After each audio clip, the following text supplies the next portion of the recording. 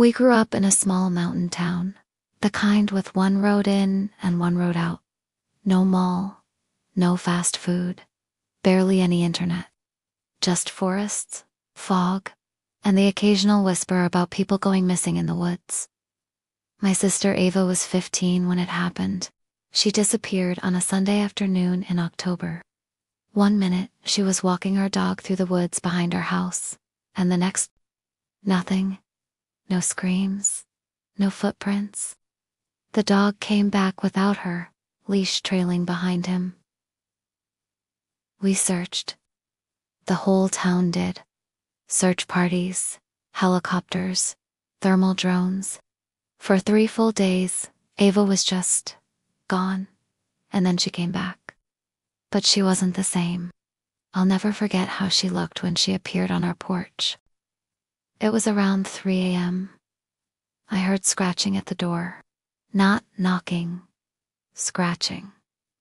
I opened it, and there she was, barefoot, covered in dirt, smiling like nothing was wrong. Her voice was flat when she said, "I'm cold." We took her to the hospital. They said she was malnourished, but otherwise, okay. No signs of trauma. No memory of where she'd been. She claimed she'd just gotten lost. But Ava doesn't get lost. She's the kind of person who memorizes maps for fun. The first thing I noticed was her eyes. Ava used to have these soft, hazel eyes that lit up when she laughed. Now, they didn't reflect light. I mean it. Her pupils didn't dilate. They were glassy, empty, like the surface of a pond with nothing underneath. She also stopped blinking as often.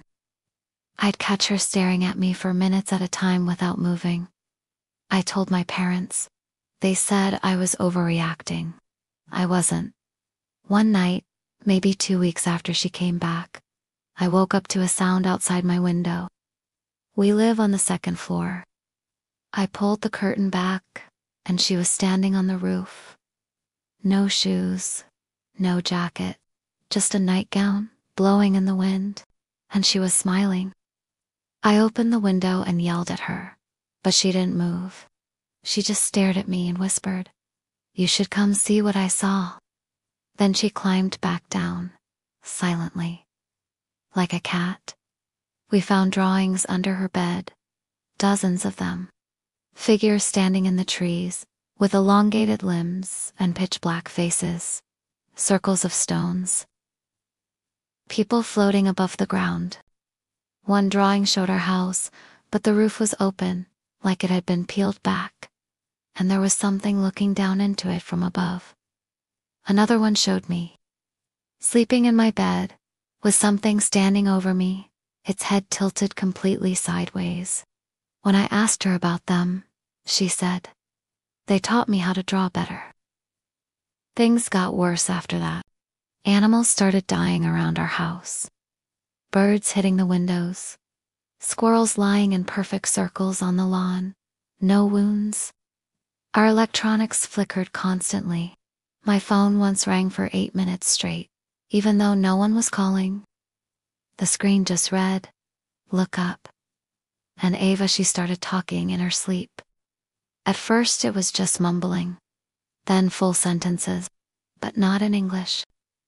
I recorded one of the nights and had a linguist friend listen to it. He said it resembled Sumerian. She's never studied that. None of us have. The last straw was the night I saw her shadow move, before she did. We were in the hallway.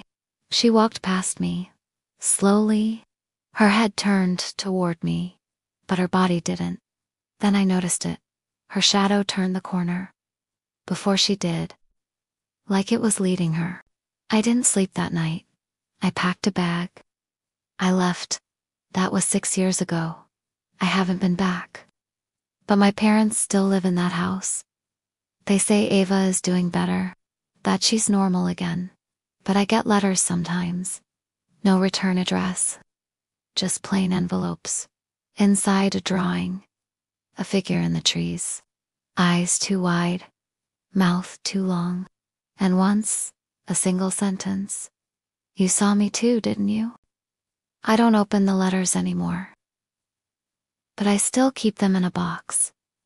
Because part of me wonders, what if she never came back?